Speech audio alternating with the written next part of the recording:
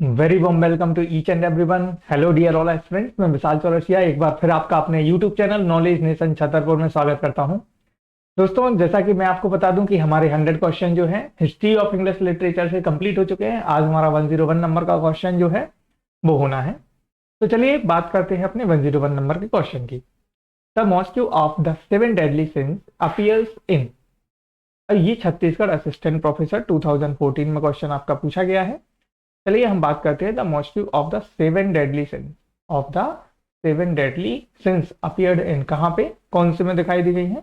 तो option number आपका क्या हो जाएगा? ए हो जाएगा, फेरी क्वीन। ये ऑप्शन इज करेक्ट। चलिए एनालिसिस पे बढ़ते हैं। एनालिसिस क्या बताया जा रहा है? एनालिसिस गाइस यहाँ पे बताया जा रहा है the masque of the 7 deadly sins appears in the Faerie Queene. किसमें? द फेरी क्वीन में बताई गई है। 7 डेडली सिंस आर, अब वो कौन कौन से हैं? Pride, greed, lust, envy, gluttony, wrath, sloth, that are appears in the. ठीक, आगे बढ़ते हैं अपने अगले क्वेश्चन की तरफ।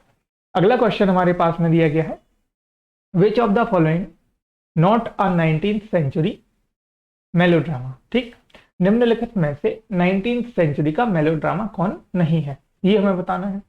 The Miller and his man, Pygmalion. तो ऑप्शन नंबर हमारा बी, यहीं पे हम रुक जाएंगे। तो पिग्मेलियन जो है वो हमारा मेलोड्रामा नहीं है। इसके एनालिसिस की तरफ बढ़ते हैं। Pygmalion is not a 19th century melodrama. Pygmalion जो है गाइस वो क्या 19th सेंचुरी का मेलोड्रामा जो है वो नहीं है ना। Is not a 19th century melodrama. It is a play by G B Shaw. जीवी शॉ का ये प्ले दिया गया है, named after Greek mythological figure. It was the first presented on stage on the public in 1913। 1913 में पब्लिक किया गया था। आगे अगले कॉन्सेप्ट की तरफ अगला क्वेश्चन देखते हैं। The muse of comedy is, जो म्यूज ऑफ कॉमेडी है वो कौन है? तो ऑप्शन नंबर ए हो जाएगा, थालिया इज करेक्ट आंसर। आगे बढ़ते हैं इसकी एनालिसिस पर। एक बार आप लोग इसकी एनालिसिस जरूर पढ़ लीजिएगा। आगे अगले क्वेश्चन की तरफ बढ़ते हैं। Who among the following is not a Roman satirist.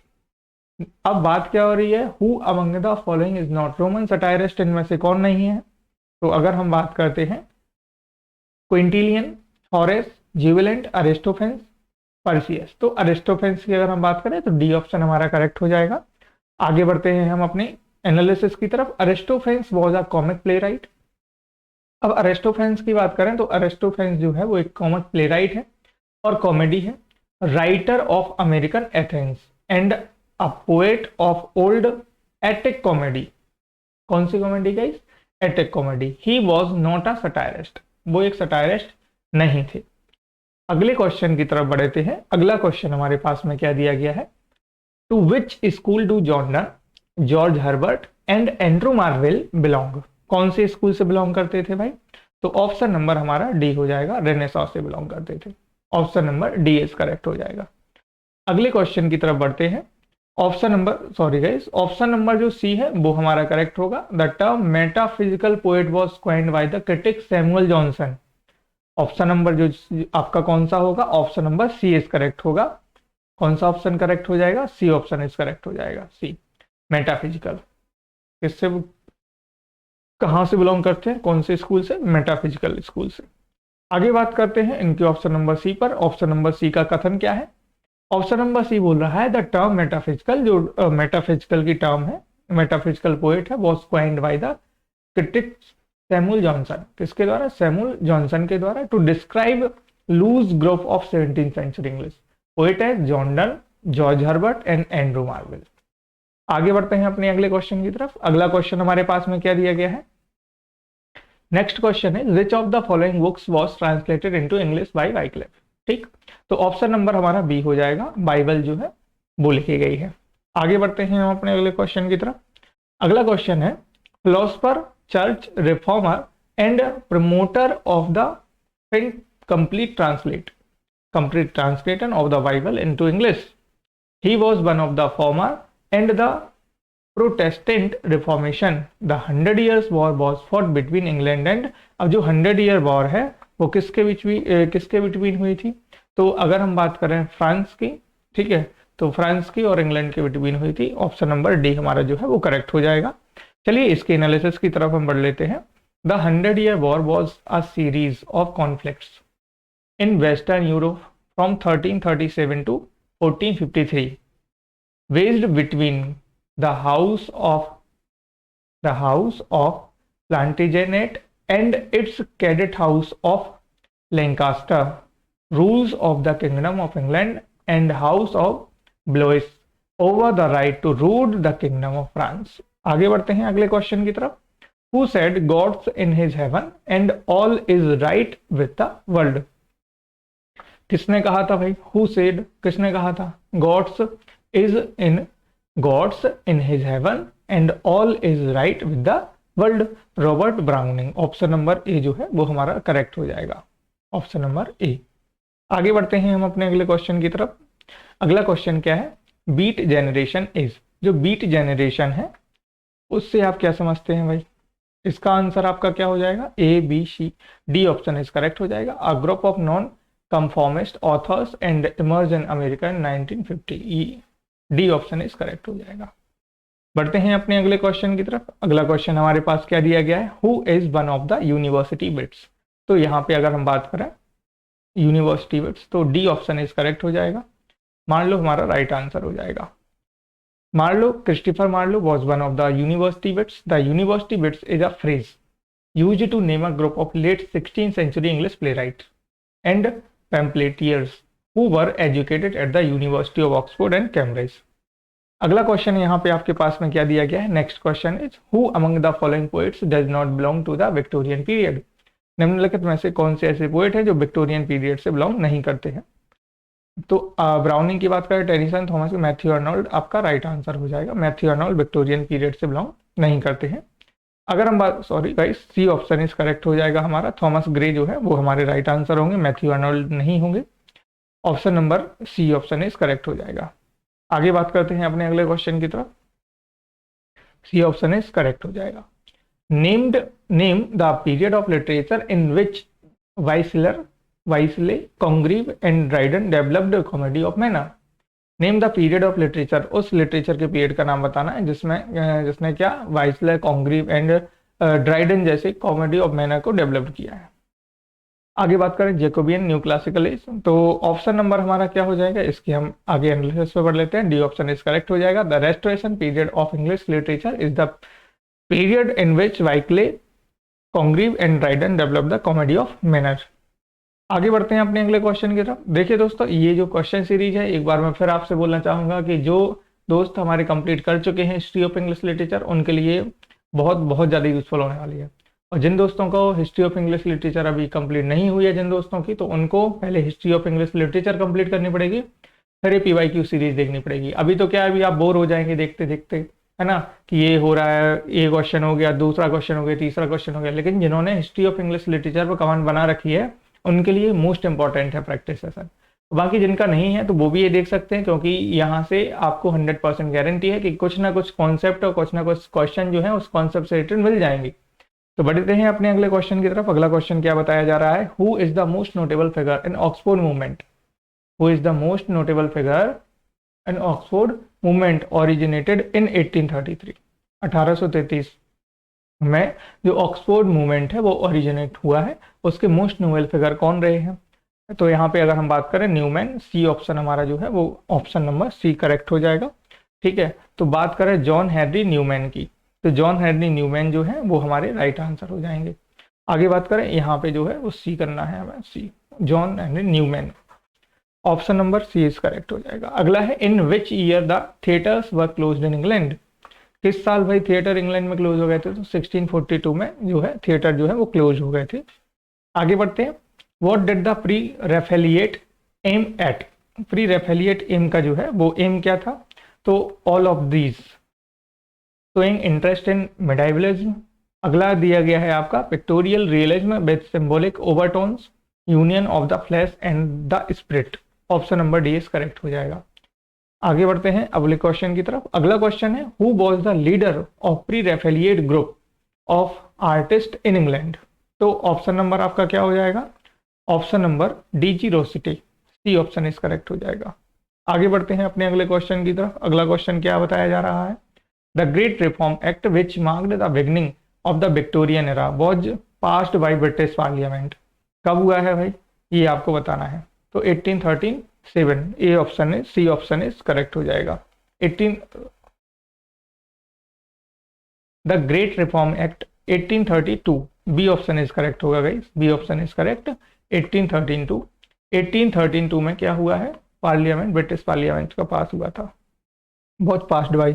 आगे देखते हैं 118 the new classical age in English literature is also called. जो न्यू क्लासिकल एज है उसको हम क्या बोलते हैं, तो आपका ऑप्शन नंबर डी हो जाएगा। द न्यू क्लासिकल पीरियड जो है वो क्या बोला जाता है, अगस्टन पीरियड के नाम से जाना जाता है। 1660 से 1785 तक का है।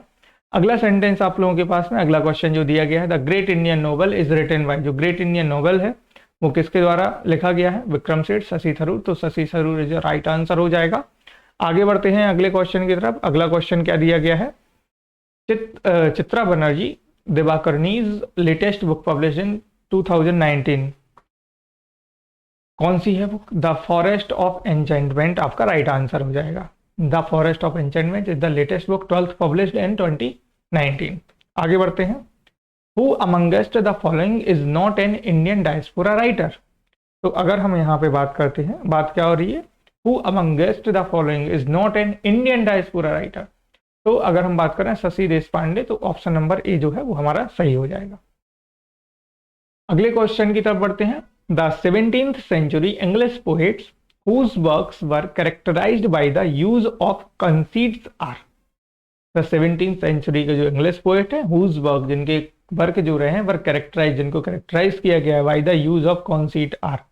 ठीक है, तो रेनेसांस पोएट में, विक्टोरियन पोएट में, मॉडर्न पोएट में, मेटाफिजिकल पोएट में। एनालिसिस पे हम जाते हैं तो डी ऑप्शन हमारा जो है वो करेक्ट हो जाता है। D option is correct, metaphysical poet. आगे बढ़ते हैं अगले क्वेश्चन की तरफ। अगला क्वेश्चन हमारे पास में है, the English romantic poet were influenced by. जो इंग्लिश रोमांटिक पोएट है वो किसके वर इन्फ्लुएंस्ड बाई, किसके प्रभाव से रही है, French revolution, peasant movement, Durban, Oxford movement. तो ऑप्शन नंबर हमारा डी करेक्ट हो जाएगा। Option number D is correct हो जाएगा। French revolution was begin in 1789 and ended 1799। आगे बढ़े अगले क्वेश्चन की तरफ, who had written introduction to Gitanjali by Tagore. Option number क्या हो जाएगा, चलिए हम इसके कॉन्सेप्ट की तरफ बढ़ते हैं। W.B. Yeats had written, W.B. Yeats हो जाएगा। नेक्स्ट क्वेश्चन यहाँ पे क्या दिया गया दोस्तों, जल्दी से जल्दी हम लोग इसलिए क्वेश्चन कर रहे हैं कि कम समय में हम ज्यादा से ज्यादा क्वेश्चन पे कमांड बना सकें। ठीक, who among the following is not associated with the metaphysical school of poetry. Who among the following निम्नलिखित में से कौन से associate is not associate with a metaphysical school of poetry. ठीक, तो अगर हम बात करें मेटा पोएट्री के मेटाफिजिकल स्कूल की, जो एसोसिएट नहीं किया गया है, इनमें से कौन है, John Donne, George Herbert, Jenny Vaughan and Henry Vaughan and last आपका जॉन मिल्टन। तो ऑप्शन नंबर हमारा क्या हो जाएगा, इसके एनालिसिस पे बढ़ते हैं। डी ऑप्शन इज करेक्ट हो जाएगा हमारा। John Milton is not associated, John Milton is not associate with the metaphysical school of poetry. The term metaphysical poet, जो टर्म है मेटाफिजिकल पोएट्स की, was coined by the critic Samuel Johnson. John Donne was a chief metaphysical poet. Other poet is Henry Vaughan, Andrew Marvell, Abraham Cowley, George Herbert, Richard Crashaw, etc।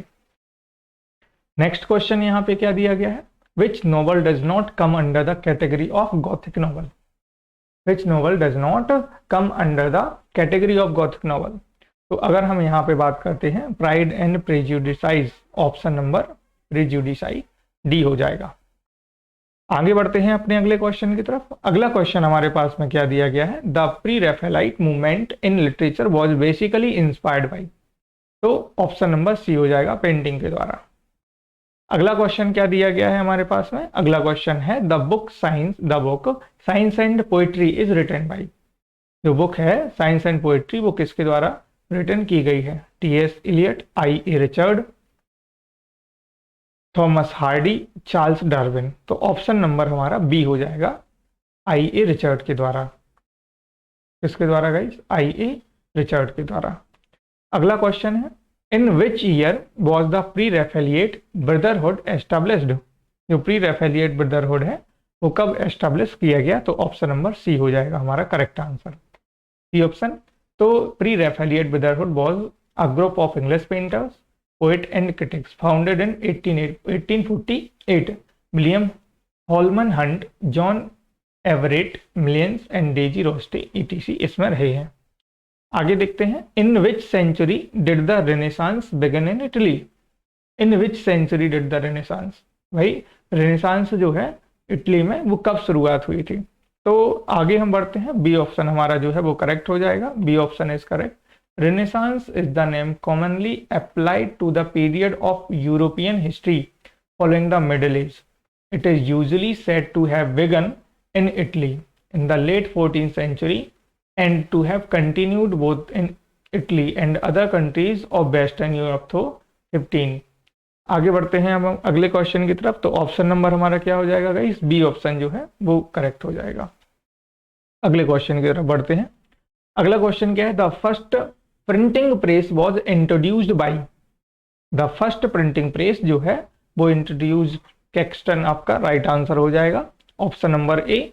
आगे question पे बढ़ते हैं, who among the following was not a university bits. तो भाई कौन से हैं यहाँ पे, ऑप्शन नंबर आपका कौन सा हो जाएगा, रॉबर्ट ग्रीन, थॉमस नेस, फ्रांसिस बेकन या जॉर्ज पिले। तो ऑप्शन नंबर हमारा सी इज करेक्ट हो जाएगा। सी ऑप्शन में क्या बात हो रही है, सी ऑप्शन में बात हो रही है, the term University Wits was given by George Saintsbury. George Saintsbury ने ये रिटर्न की गई है। The University Wits are Christopher Marlowe, Robert Greene, Thomas Nashe, John Lyly, Thomas Lodge, George Peele. Francis Bacon was not include in University Wits. Francis Bacon जो है वो university bit में include नहीं किए गए हैं। कौन कौन है, रॉबर्ट ग्रीन है, थॉमस नेस है, जॉन लिली है ना, थॉमस लॉज है, जॉर्ज पिले है ना। आगे बढ़ते हैं अपने अगले क्वेश्चन की तरफ। तो नेक्स्ट क्वेश्चन है, which of the following is the first book printed in English by Caxton. कौन सी भाई फर्स्ट बुक है, तो चलिए इसके एनालिसिस के ऊपर बढ़ते हैं। तो ऑप्शन नंबर डी जो है वो हमारा राइट आंसर हो जाएगा। William Caxton was an English merchant, diplomat and writer. William Caxton जो थे वो कौन थे, एक इंग्लिश मर्चेंट थे, व्यापारी थे, एंड डिप्लोमेट और राइटर भी थे। He is thought to be the first person to introduce a printing press. वह एक पहले ऐसे व्यक्ति थे जिन्होंने जो फर्स्ट ऐसे व्यक्ति थे जिन्होंने प्रिंटिंग प्रेस से इंट्रोड्यूस कराया in England 1476। The first book printed in English by Caxton the recycle of the history of the Troy. ये आपका ऑप्शन हो जाएगा, D option is correct. Which play has been approved by sir Philip Sidney. ऐसा कौन सा play है जिसको approve किया गया फिलिप सिडनी के द्वारा इन हिज उनके डिफेंस ऑफ पोएजी में। तो ऑप्शन नंबर ए जो है वो हमारा करेक्ट हो जाएगा, ऑप्शन नंबर ए, गौरबडू आपका राइट आंसर हो जाएगा। आगे बढ़ते हैं अगले क्वेश्चन की तरफ। पोएट्री एक्सेप्टिंग गौरबडू again I say of ... 135। Who considered Dryden the father of English criticism. किसने कंसीडर किया, ऑप्शन पे बढ़ते हैं, डॉक्टर सैमुअल जॉनसन आपका राइट आंसर हो जाएगा। Samuel Johnson was English playwright who made the last contribution to English literature as a poet, playwright, moralist and literary critic. आगे बढ़े अगले क्वेश्चन की तरफ। अगला क्वेश्चन है, anatomy of criticism is work by. जो anatomy of criticism है वो किसका वर्क दिया गया है, नॉर्थरॉप फ्रायर। तो ऑप्शन नंबर हमारा ए ही हो जाएगा, anatomy of criticism Northrop fryer ने दिया है। अगले क्वेश्चन की तरफ बढ़ते हैं। अगला क्वेश्चन है, implied reader is term introduced by. जो इम्प्लाइड रीडर है वो किसकी टर्म है, तो यहाँ पे हम ऑप्शन नंबर ए की बात करें तो ऑप्शन नंबर जो है वो हमारा ए जो है करेक्ट हो जाएगा, वोल्फगैंग आइसर। नेक्स्ट क्वेश्चन क्या दिया गया, which one out of the following is not a dystopian novel. तो यहाँ पे बात करें which one out of the following is not. अब भाई यहाँ पे डायस्टोपियन नोवेल कौन सा नहीं है, तो अगर हम बात करते हैं एनिमल फॉर्म, तो एनिमल फॉर्म इज करेक्ट हो जाएगा आपका। एनिमल फॉर्म डायस्टोपियन नोवेल नहीं है। Animal form is an allegorical novel. ये कौन सा है, एलेगोरिकल नोवेल है बाय जॉर्ज ऑरवेल द्वारा। फर्स्ट पब्लिश कब किया गया, 17 अगस्त 1945 में। आगे बढ़ते हैं। Next question, the first secular uses of the term epiphany. ठीक है, ये क्वेश्चन आपको दिया गया है, आपको बताना है किसने किया है। अगर हम बढ़ते हैं इसके एनालिसिस की तरफ, तो एनालिसिस हमारा क्या बोलता है, सी ऑप्शन इज करेक्ट हो जाएगा। द फर्स्ट सेक्युलर और the term epiphany was done by Irish novelist James Joyce के द्वारा। नेक्स्ट है identify the members of the Cockney school of the poetry. Cockney school की जो पोएट्री है वो ली हंट और जॉन कीट्स के द्वारा दी गई। D option is correct. Next question is Genesis the longest poem based on Old Testament story contain near by. तो अगर हम बात करें 3000 लाइन की तो ऑप्शन नंबर हमारा कौन सा हो जाएगा? डी ऑप्शन इज करेक्ट हो जाएगा। D option is correct. Genesis the longest poem based on Old Testament story contain 3000 line. अगले क्वेश्चन की तरफ बढ़ते हैं। अगला क्वेश्चन हमारे पास में क्या दिया गया है? Choose the play right who was killed in a brawl. Option number हमारा कौन सा हो जाएगा? थॉमस नेस, थॉमस वेटसन, क्रिस्टोफर मार्लो, एडवर्ड मूर। चलिए इसके एनालिसिस की तरफ बढ़ते हैं। सी ऑप्शन हमारा जो है वो करेक्ट हो जाएगा। Christopher Marlowe was an English playwright of Elizabethan period. He was the leader of university wits. His notable work are Hero and Leander.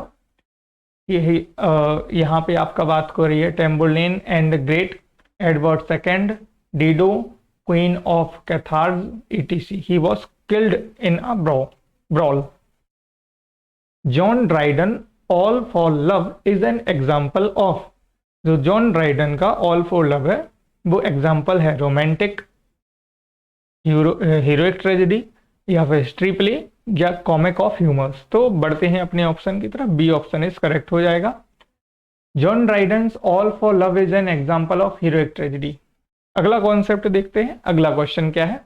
Which of the following is mismatched. कौन सा जो यहाँ पे फॉलोइंग है जो mismatched है? तो अगर हम बात करते हैं यहाँ पे वी.एस. सिंक्लियर्स की, तो डी ऑप्शन इज करेक्ट हो जाएगा हमारा। ये मिसमैच दिया गया है। चलिए इस पे हम बात कर लेते हैं। ऑप्शन नंबर डी जो है वी सिंक्लियर द जंगल यहाँ पे बात करें कुंस लेरोमॉन is mismatched. The Jungle is a novel written in 1904 में जंगल नाम का नोवेल जो है वो रिटन किया गया है बाय द अमेरिकन जर्नलिस्ट के द्वारा। वो एक नोवेलिस्ट भी रहे हैं। अपटोन Sinclair 1968. Sinclair wrote the novel of poetry and conditions and exploited lives of immigrants in the United States and Chicago and similar industrialized cities. आगे बढ़ते हैं अगले क्वेश्चन की तरफ। Which of the following is not a revenge tragedy? Revenge tragedy कौन सी नहीं रही है?